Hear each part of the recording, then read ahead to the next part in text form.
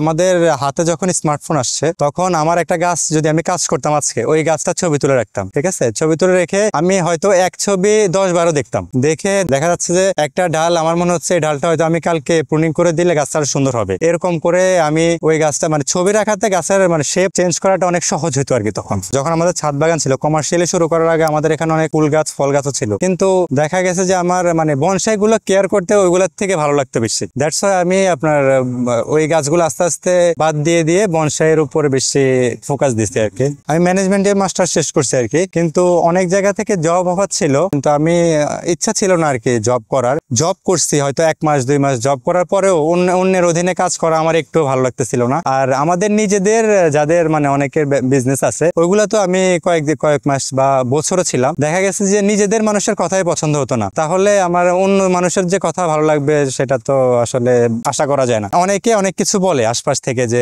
এত পড়ালেখা করে এখানে মাটি ঘাটতেছে, গোবর ঘাটতেছে, কিন্তু আসলে আমার কাছে এটা মানে কিছুই মনে হয় না। কারণ হচ্ছে এটাতে আমার তৃপ্তি লাগে, দেখা যায় যে একটা গাছ চোখের সামনে বড় হচ্ছে। আর এখানে যেহেতু আমরা কমার্শিয়ালি আছে, সেখানে আপনার সেল হচ্ছে, এখানে মন খারাপ করার আসলে কোনো ব্যাপার না। এবং আমার যে ওয়াইফ আছে ও ফার্স্ট এটা ইজিলি নিত না, এখন যেহেতু একটা পর্যায়ে আসছে সবাই এটাকে এখন ভালোভাবে নিচ্ছে আর কি। আর আমার আম্মু এখন ভালো সাপোর্ট দিচ্ছে আমাকে। আমি যখন ফার্স্টে ছাদে বনসাই নিয়ে কাজ করা শুরু করি, একটা সুন্দর গাছ নিয়ে আসি, বড় গাছ এনে মাথা কেটে ফেলে দিছি, ঠিক আছে? আমাদের 5 তলার ওই ভাড়াটিয়া বলতো যে ও গাছ নিয়ে আসে, এত সুন্দর গাছ কেটে ফেলে দেয়। পরে যখন ওই গাছগুলো অনেক সুন্দর হয় তখন দেখা যায় 2-3 বছর পরে উনি আমাকে বলে যে বিজয় তোমার একটা গাছ দিও আমাকে। মানে তখন জিনিসটা একটু অন্যরকম লাগছে আর কি, যে মানে হয়তো আমি কিছু করতে পারছি দেখে সেজন্য উনি আমাদের থেকে জিনিসটা চাইছে আর কি। হ্যাঁ, আমার ছাদে একটা গাছ রাখার জায়গা ছিল না আর কি, কিন্তু এখন এখানে আমি আলহামদুলিল্লাহ অনেক বড় একটা বাগান করছি।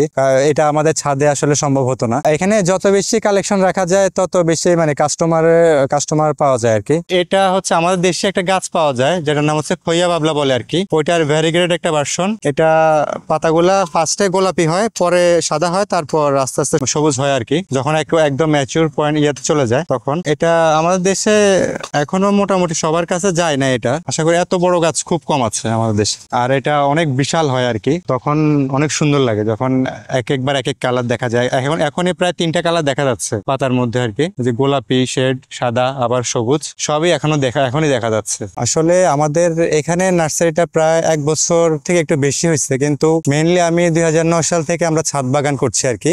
ছাদ বাগানের মধ্যে আমাদের মেইন জিনিসটাই ছিল বনসাই নিয়ে কাজ করা, কমার্শিয়ালি কাজ করার চেষ্টা করতেছে। ওটা নিয়ে প্রথম থেকে ছিল, শখে ছিল। পরে 2020 সালে থাকালীন সময়ে আমাদের একটা গাছ অনলাইনে দেওয়ার ফটো আপলোড করার পরে কুমিল্লা থেকে 2জন লোক এসে গাছটা নিয়ে গেছে। ওইটা থেকে অনেক অনুপ্রাণিত হয়েছে আর কি। সেটা গাছ ছিল একটা চেরি ফুল গাছ বলে, বারবাডোস চেরি আর কি, চেরি ফুল গাছ। ওটাও বনসাই ম্যাটেরিয়াল ছিল তখন। পরে আমাদের যদিও আগে গাছ ছিল, মাঝে মাঝে কিনতাম, কিন্তু কমার্শিয়ালি করার জন্য পরে অনেক ব্যাপকভাবে বৃদ্ধি করছে আর কি জিনিসগুলা। এখন মোটামুটি অনেক গাছ হয়েছে আমাদের। 6 বা ক্লাস 7-এ ছিলাম আর কি, তখন আমার বড় ভাই আমাকে একটা ছবি দেখায় যে এটা হচ্ছে বনসাই। আর তখন ওটা নিয়ে আমি একটু ঘাটাঘাটি করার পরে হাতের কাছে যা ছিল আর কি, যেমন বড়ই গাছ ছিল, মেহেদি গাছ, এগুলো নিয়ে ট্রাই করছি, কিন্তু হচ্ছিল না। আস্তে আস্তে কাজ করতে করতে পরবর্তীতে যখন মানে আমরা ইন্টারনেটের সংস্পর্শে আসি, তখন আমরা ইউটিউবে অনেক কিছু দেখি, আর ওইখান থেকে অনেক কিছু শেখা আর কি। আর অনেক কোর্সও করা আছে আমাদের বনসাই নিয়ে। তখন তো